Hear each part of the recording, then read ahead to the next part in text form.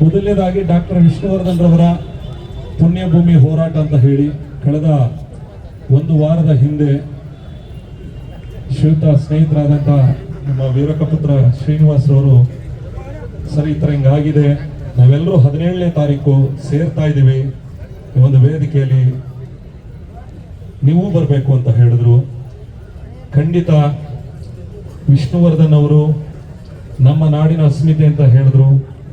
ನಮ್ಮೆಲ್ಲರ ಪ್ರೀತಿಯ ಕನ್ನಡಿಗರ ಜೊತೆಯಾಗಿ ನಿಂತ ಯೋಧ, ಕನ್ನಡಿಗರ ಜೊತೆಯಾಗಿ ನಿಂತ ಯೋಧ, ಯಾವತ್ತೂ ಮಾಡಲಿಲ್ಲ ಜಾತಿ ಭೇದ. ಕನ್ನಡಿಗರ ಪಾಲಿಗೆ ಜೊತೆಯಾಗಿ ನಿಂತ ಯೋಧ, ಯಾವತ್ತೂ ಮಾಡಲಿಲ್ಲ ಜಾತಿ ಭೇದ. ಅವರೇ ಅಭಿಮಾನಿಗಳ ಪಾಲಿನ ದಾದ, ನಮ್ಮೆಲ್ಲರ ಪ್ರೀತಿಯ ಡಾಕ್ಟರ್ ವಿಷ್ಣುವರ್ಧನ್. ಇಂಥ ಒಬ್ಬ ಹೆಮ್ಮೆಯ ನಟನ ಒಂದು ಪುಣ್ಯಭೂಮಿ ಏನೋ ಈ ಒಂದು ಪತ್ರದಲ್ಲಿರುವ ಸಾರಾಂಶದಂತೆ ಬಾಲಕೃಷ್ಣ ಅವರು 100 ವರ್ಷ ಲೀಸಿಗೆ ತಗೊಂಡಿರ್ತಾರೆ, 99 ವರ್ಷ. ಅದಾದ ಮೇಲೆ ಒಂದಷ್ಟು ಬೆಳವಣಿಗೆಗಳಾಗಿ DC ಅವರು ಆದೇಶ ಮಾಡಿ ಈ ಒಂದು ಜಾಗವನ್ನು ಯಾರು ಬಳಸಬಾರದು ಅಂತ ಹೇಳಿರ್ತಕ್ಕಂಥದ್ದು. ನಿಜಕ್ಕೂ ಅದು ಯಾವ ಉದ್ದೇಶ ಇರಬಹುದು, ಅದು ಕಾನೂನಿನ ವಿಚಾರ ಏನೇ ಇರಬಹುದು. ಆದ್ರೆ ಇಲ್ಲಿ ಜನರು ಏನಿದ್ದಾರೆ, ನಮ್ಮ ಭಾವನೆಗಳು ಏನಿದೆಯಲ್ಲ, ನಮ್ಮ ಭಾವನೆಗಳು ತುಂಬಾ, ದಯವಿಟ್ಟು ಸರ್ಕಾರಗಳು ಅಥವಾ ಆಳುವಂತ ವರ್ಗ ಯಾವತ್ತೂ ಅಷ್ಟೇ ಜನರ ಭಾವನೆಗಳಿಗೆ ಸ್ಪಂದಿಸ್ತಕ್ಕಂಥ ಕೆಲಸವನ್ನು ಮಾಡಬೇಕು. ಜನರ ಭಾವನೆಗಳು ಏನಿದೆಯಲ್ಲ, ಒಂದು ಪ್ರೀತಿಯ ಭಾವನೆ. ಇವತ್ತು ಇಷ್ಟು ಸಾವಿರ ಜನ ನಾವೆಲ್ಲ ಇಲ್ಲಿ ಬಂದು ನಿಂತಿದ್ದೀವಿ, ಸಾಕಷ್ಟು ಜನ ಲೈವ್ ನೋಡ್ತಾ ಇದ್ದಾರೆ, ತುಂಬಾ ಜನ ಹೊರಗಡೆಯಿಂದೆಲ್ಲ ಬರಕ್ ಆಗದೇ ಇದ್ರು ಸಹಿತ ನಾವು ಈ ಹೋರಾಟಕ್ಕೆ ಜೊತೆಯಾಗಿ ನಿಂತಿದ್ದೀವಿ ಅಂತ ಲಕ್ಷಾಂತರ ಜನ ಪಾಪ ಈ ಒಂದು ಹೋರಾಟಕ್ಕೆ ಬೆಂಬಲ ಕೊಟ್ಟಿದಾರಲ್ಲ, ಆ ಲಕ್ಷಾಂತರ ಜನರ ಭಾವನೆಗಳಿಗೆ ಸ್ಪಂದಿಸಬೇಕಾದ್ದು ಸರ್ಕಾರದ ಒಂದು ಕರ್ತವ್ಯ. ಸೊ ಆ ಒಂದು ಕರ್ತವ್ಯವನ್ನ ನೀವು ಮಾಡಿ ಅಂತ ಹೇಳಿ ಇಲ್ಲಿ ನಾವೇನೆಲ್ಲ ಕೂತಿದೀವಿ, ನಾವು ಇಷ್ಟು ಜನ ನಿಮ್ಮನ್ನ ವಿರೋಧ ಮಾಡ್ತಾ ಇಲ್ಲ, ನಾವು ನಿಮ್ಮನ್ನ ವಿರೋಧಿಸ್ತಾ ಇಲ್ಲ, ನಾವೆಲ್ಲರೂ ಸೇರಿ ನಿಮ್ಗೆ ಒಂದು ಸಂದೇಶ ಕೊಡ್ತಾ ಇದೀವಿ. ಏನು ಸಮಾವೇಶಗಳು ಮಾಡ್ತಿರಲ್ಲ ವೇದಿಕೆಗಳಲ್ಲಿ, ಸಾವಿರಾರು ಜನ ಲಕ್ಷಾಂತರ ಜನರನ್ನ ಸೇರಿಸಿಕೊಂಡು ನಾವು ಕನ್ನಡಿಗರ ಪಾಲಿಗಿದ್ದೇವೆ, ನಾವು ನಮ್ಮ ಜನರ ಜೊತೆಗಿದ್ದೇವೆ ಅಂತ ಹೇಳ್ತಿರಲ್ಲ. ಮಾನ್ಯ ಶಾಸಕರೇ, ಸಂಸದರೇ ಅಥವಾ ಸರ್ಕಾರಗಳೇ, ಜನರ ಜೊತೆ ಇದೀವಿ ಅಂತ ವೇದಿಕೆಗಳಲ್ಲಿ ಹೇಳ್ತಿರಲ್ಲ, ಇಲ್ಲಿ ಕೂಡ್ತಿರೋರು ಜನಗಳಲ್ವಾ? ಹಾಗಾದ್ರೆ ಜನಗಳಲ್ವಾ? ದಯಮಾಡಿ ಈಗ ನಾವು ಇಷ್ಟು ಜನ ಕೂತ್ಕೊಳ್ಳೋದು ಒಂದೇ, ಅವ್ರು ಮನ್ಸು ಮಾಡಿದ್ರೆ ಒಂದು ಕ್ಯಾಬಿನೆಟ್, ಈಗ ಆಲ್ರೆಡಿ ಬೆಳಗಾವಿಯಲ್ಲಿ ನಡೀತಾ ಇದೆ ಅಧಿವೇಶನ, ಈ ಹಿಂದೆ ಏನೇನಾಗಿದೆ ಅದು ನಮಗೆ ಬೇಡ. ಇನ್ ಮುಂದೆ ನಾವೇನ್ ಕೇಳ್ತಾ ಇರೋದು, ಅಲ್ಲಿ ಆ ಪುಣ್ಯಭೂಮಿ ಮೈಸೂರು ಆಗಿದೆ, ಬಟ್ ಏನೇ ಆದ್ರೂ ಸರ್, ಯಾವ ಜಾಗದಲ್ಲಿ ವಿಷ್ಣು ದಾದ ನಾವು ಅವ್ರನ್ನ ಕೂತಿದ್ದೇವೋ ಅದೇ ಜಾಗದಲ್ಲೇ ಮತ್ತೆ ವಿಷ್ಣುವರ್ಧನ್ ಅವರು ಹುಟ್ಟು ಬರಬೇಕು ಅಂತ ನಮ್ಮೆಲ್ಲರ ಒಂದು ಆಶೆ.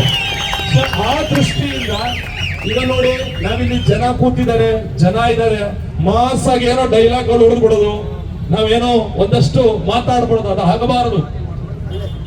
ಮುಂದಿನ ದಿನಗಳಲ್ಲಿ ಇವತ್ತೇನು ಹೋರಾಟ ಹಮ್ಮಿಕೊಂಡಿದ್ದಾರೆ, ಇನ್ನು ಮುಂದಿನ ದಿನಗಳಲ್ಲಿ ಒಂದು ಕೆಲಸ ಮಾಡೋಣ ಸರ್, ಅಕಸ್ಮಾತ್ ಹಂಗೂ ಒಪ್ಪಲೇ ಇಲ್ವಾ ವೀರಕಪುತ್ರ ಶ್ರೀನಿವಾಸ್ ಅವರೇ, ನಡ್ರಿ ಹೋಗೋಣ ಪುಣ್ಯಭೂಮಿಲಿ ಒಂದು ದಿನ ಇದ್ದರು 1 ವಾರ ಗಟ್ಟಲೆ ಉಪವಾಸ ಸತ್ಯಾಗ್ರಹ ಎಲ್ರು.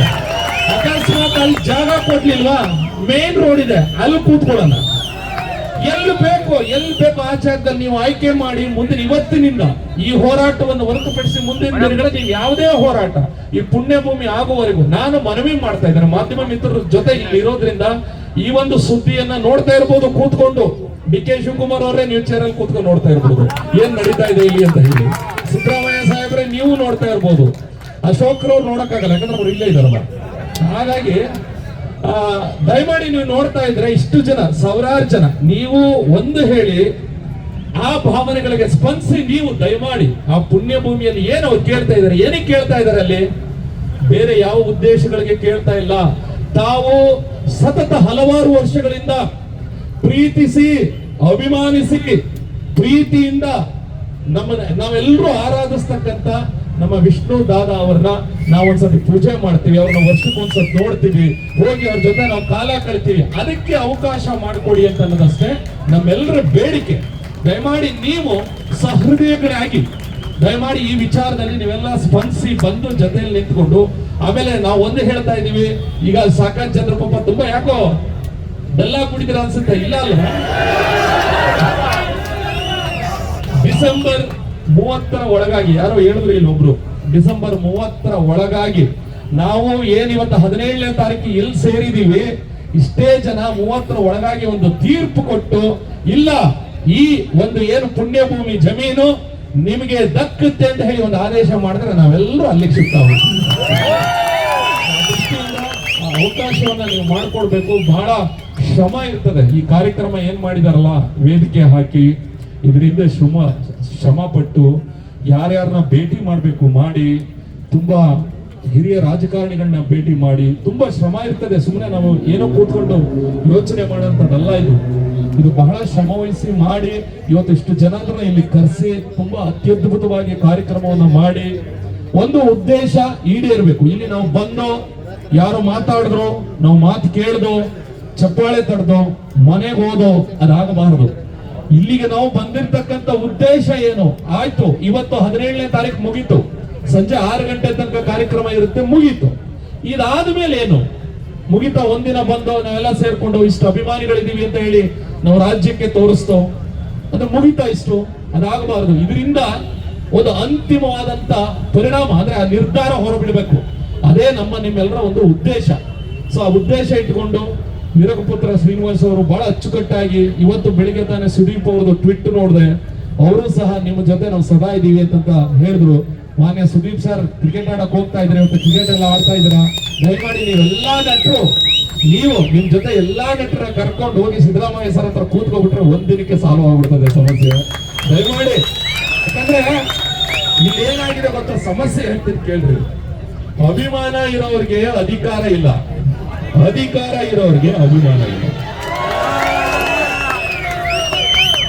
ಇದು ಸಮಸ್ಯೆ ಆಗಿರ್ತಕ್ಕಂಥದ್ದು. ಈಗ ಉದಾಹರಣೆ ಅಂತ ಇಟ್ಕೊಳ್ಳಿಯಪ್ಪ, ಈಗ ತುಂಬಾ ಅಭಿಮಾನ, ಕನ್ನಡದ ಬಗ್ಗೆ ಅಭಿಮಾನ ಇರ್ತಕ್ಕಂಥವ್ರು, ನಾಡು ನುಡಿ ಬಗ್ಗೆ ಅಭಿಮಾನ ಇರ್ತಕ್ಕಂಥವ್ರು ಸಾಕಷ್ಟು ಜನ ಇದ್ದಾರೆ.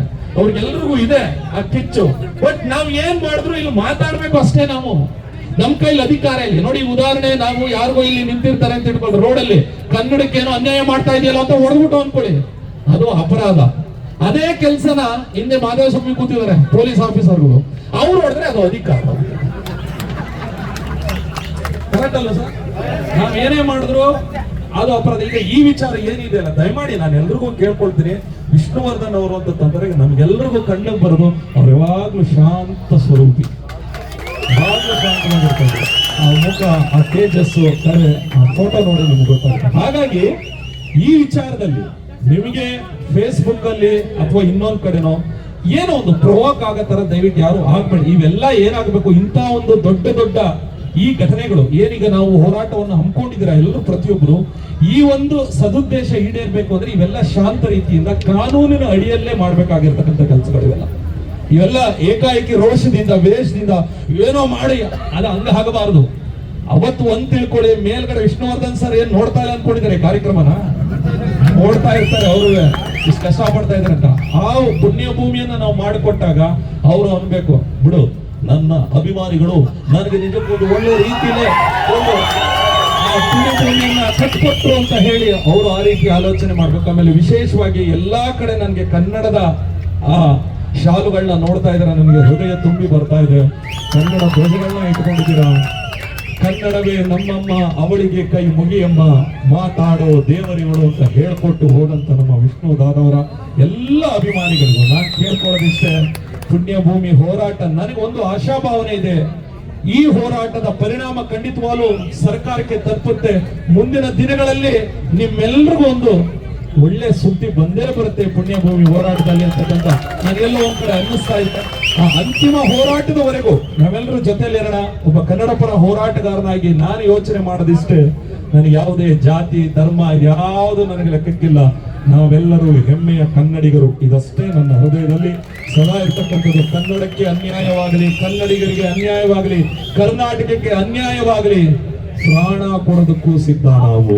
ಎಂಥ ಸಂದರ್ಭದಲ್ಲೂ ಪಾಪ ತುಂಬಾ ಜನ ನನ್ನ ಹಲವಾರು ಸ್ನೇಹಿತರಿದ್ದೀರಾ ಇದ್ರೊಳಗಡೆನೆ. ಪಾಪ ಒಬ್ಬರ ಹೆಸರು ಹೇಳಿದ್ರೆ ಒಬ್ಬರಿಗೆ ಬೇಜಾರಾಗುತ್ತೆ. ಹಾಗಾಗಿ ಎಲ್ಲಾ ನನ್ನ ಆತ್ಮೀಯ ಸ್ನೇಹಿತರಿಗೂ ನನ್ನ ಕಡೆಯಿಂದ ಹೃದಯಪೂರ್ವಕ ಧನ್ಯವಾದಗಳು. ಕನ್ನಡದ ವಿಚಾರ ಅಂತ ಬಂದಾಗ ನೀವೆಲ್ಲರೂ ನಮ್ಮ ಜೊತೆಗಿದ್ದೀರಾ. ಇದೇ ರೀತಿ ನಿಮ್ಮ ಒಡನಾಟ ನಮ್ಮ ಜೊತೆಗೆ ಇರಲಿ. ವಿಷ್ಣುವರ್ಧನ್ ಅವರ ಜೊತೆಗೆ, ವಿಷ್ಣುವರ್ಧನ್ ಅವರ ಹೋರಾಟದ ಜೊತೆಗೆ, ಅವರ ಪುಣ್ಯಭೂಮಿಯ ಹೋರಾಟದ ಜೊತೆಗೆ ನಾವೆಲ್ಲರೂ ಇದೀವಿ. ಇದು ಪ್ರತಿದಿನ ಹೋರಾಟ ಆಗಬಾರ್ದು. ಮುಂದಿನ ಬಾರಿ ಇದೇ ವೇದಿಕೆ ಏನಾದ್ರು ಆದ್ರೆ ಇದು ಹೋರಾಟದ ವೇದಿಕೆ ಆಗಬಾರ್ದು, ಇದೊಂದು ಆಚರಣೆಯ ವೇದಿಕೆ ಆಗಬೇಕು. ಅಂದ್ರೆ ಅಲ್ಲಿ ಪುಣ್ಯಭೂಮಿ ಆಗಿದೆ ಅನ್ನೋ ಉದ್ದೇಶಕ್ಕೆ ನಾವೆಲ್ಲ ಆಚರಣೆ ಮಾಡಬೇಕು ಅನ್ನೋ ಉದ್ದೇಶ ಇಟ್ಕೊಂಡು ನಿಮ್ಮೆಲ್ಲರಿಗೂ ಒಳ್ಳೇದಾಗ್ಲಿ. ವೇದಿಕೆ ಮೇಲೆ ಇರ್ತಕ್ಕಂಥ ಹಲವಾರು ನನ್ನ ಹೋರಾಟದ ಸ್ನೇಹಿತರುಗಳಿಗೆ ಎಲ್ರಿಗೂ ಶುಭಾಶಯಗಳನ್ನ ಸಲ್ಲಿಸುತ್ತಾ ನಿಮ್ಮೆಲ್ಲರಿಗೂ ಒಳ್ಳೇದಾಗ್ಲಿ. ದಾದಾ ದಾದಾ ದಾದಾ ದಾದಾ ಎಲ್ರಿಗೂ ಒಳ್ಳೇದಾಗ್ಲಿ. ವೀರಕಪುತ್ರ ಶ್ರೀನಿವಾಸ್ ಅವರೇ, ನಿಮ್ಗೂ ಒಳ್ಳೇದಾಗ್ಲಿ. ಎಷ್ಟು ಸುಂದರವಾಗಿದ್ದಾರೆ ನೋಡಬೇಕಲ್ವಾ ಇವ್ರಿಗೆಲ್ರಿಗೂ. ವಿಷ್ಣುವರ್ಧನ್ ಅವ್ರಿಗೆ ಒಂದು ಸಣ್ಣ ಡೈಲಾಗ್ ಮಾತಾಡ್ಬಿಡ್ತೀನಿ. ಈ ಕೈ ಕರ್ನಾಟಕ ಆಸ್ತಿ, ಈ 5 ಬರೋ ಇರೋದು 5 ಕೋಟಿ ಕನ್ನಡಿಗರ ಶಕ್ತಿ. ಓಯ್, ನೀನು ಮಂತ್ರಿ ಆದ್ರೆ ನಾನು ರಾಜ. ರಾಜ ನಿನ್ನಿಂದ ನೀನು, ನಿನ್ನಿಂದ ನಾನಲ್ಲ. ಹೌದಾ ಹೌದಾ.